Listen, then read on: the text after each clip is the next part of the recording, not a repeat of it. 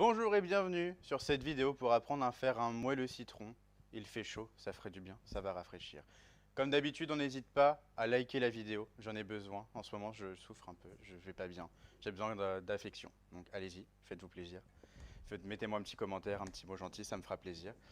Et puis n'hésitez pas aussi à vous abonner à la chaîne parce qu'il y a d'autres gens qui font des vidéos aussi dessus, donc ça leur fera plaisir aussi. Et puis voilà, on va pouvoir se lancer sur cette recette de moelleux citron. Donc pour ce moelleux citron, qu'est-ce qu'il nous faut? Il nous faut des blancs d'œufs, des jaunes d'œufs, du sucre, de la levure chimique, de la farine, du jus de citron et des zestes de citron. Ce qu'on va commencer par faire, c'est qu'on va monter nos blancs au batteur, vitesse moyenne, modérée, moi je suis à 5 sur 7. On évite de monter trop vite, sinon ça fait des trop grosses bulles et ça reste un appareil du coup monté un petit peu fragile. Donc là, on y va tranquillement. Mes œufs sont montés, enfin mes blancs sont un peu serrés du coup. Ce que je vais pouvoir faire, c'est ajouter mon sucre. Donc je vais y aller tranquillement, j'ai déjà baissé la vitesse de mon batteur, vitesse 2. Comme ça évite que le sucre il tombe sur le fouet et que ça l'envoie valdinguer partout. Le sucre c'est bien, mais c'est mieux dans les gâteaux. Et dans les artères, vous diront certains, mais n'écoutez pas.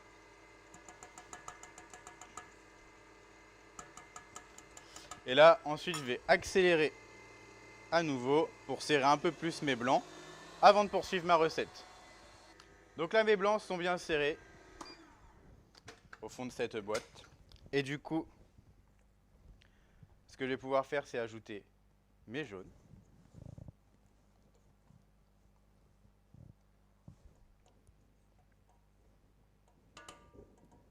Hop. Je vais mettre ça à tourner en petite vitesse, vitesse 1, vitesse 2, comme vous voulez. Ça dépend aussi un peu de la puissance de votre batteur, pendant juste une vingtaine de secondes avant de m'arrêter. Donc là, j'ai retiré la cuve du batteur, parce que je vais continuer à la main. On voit que j'ai quand même une belle texture. On voit qu'il y a du volume, que j'ai conservé donc le côté mousseux que j'ai donné à mes blancs. Et je vais donc me débarrasser du fouet du batteur et je vais continuer avec ma maryse. Ce que je vais faire, c'est que je vais ajouter mon jus de citron et je vais aussi ajouter mes zestes. Voilà. Et ensuite, je vais mélanger délicatement pour incorporer donc ces derniers ingrédients à ma masse montée. Mais toujours délicatement, si je mélange trop vite, en fait, je vais venir casser ma première masse et en fait, elle va perdre du volume. Or, je me suis embêté à monter mes blancs, c'est pas pour rien. Donc là, on va être bien. Le jus de citron, mes zestes sont bien incorporés. Ce que je vais ensuite faire, c'est que je vais donc mélanger ma levure chimique et ma farine. Et ensuite, je vais venir l'incorporer. Moi, ce que j'aime bien faire, c'est en 2 fois. 3 fois, c'est le maximum. Si vous mettez trop de poudre, si vous mettez trop longtemps à incorporer vos poudres, vous allez trop mélanger. Et donc, encore une fois, faire retomber votre appareil. Or, ce n'est pas du tout l'objectif.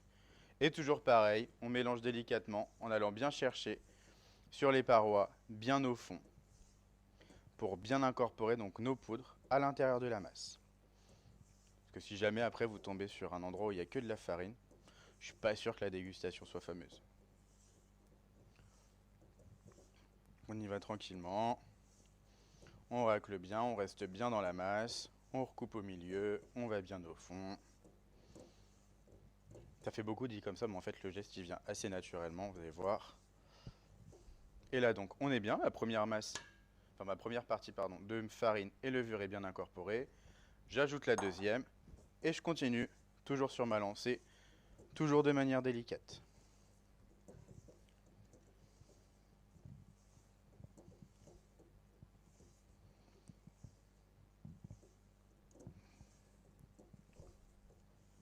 Voilà. Ce qui n'empêche pas d'aller bien corner les parois, si besoin. Mais là, vous voyez, j'ai un beau mélange bien homogène, mais qui a quand même gardé du coup son côté mousseux et aérien. Ça sert à rien de continuer à mélanger plus. Donc là, je vais m'arrêter là et préparer soit un moule à génoise, soit mon cercle. Donc là, j'ai pris un cercle. Pas besoin de le graisser, c'est un cercle, c'est un moule à génoise, on le graisse évidemment. Je l'ai posé du coup sur une petite plaque de cuisson et un tapis silicone. Et je vais donc pouvoir tout verser à l'intérieur. Tac. Donc je fais attention évidemment à bien répartir partout. Toujours de manière délicate. Et il me reste juste la fin. Et voilà. Tac. Et ensuite, faire de la place. Hop. Je peux lisser un petit peu avec une palette coudée. Et après, ça partira dans mon four préalablement préchauffé à 180 degrés pour 25 à 30 minutes. La coloration est le premier indice évidemment de la cuisson, mais on n'hésite pas à planter une petite lame de couteau et à regarder si elle sort sèche, c'est que du coup votre moelleux est cuit. Donc là, notre moelleux citron a eu le temps de cuire. Une fois sorti du four, j'ai vite décerclé pour éviter qu'il garde son humidité. Et après, je l'ai laissé redescendre en température. Maintenant, il ne me reste plus qu'à m'en tailler une bonne tranche.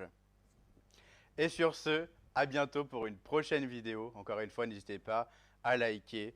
C'est une demande de mes supérieurs. À bientôt.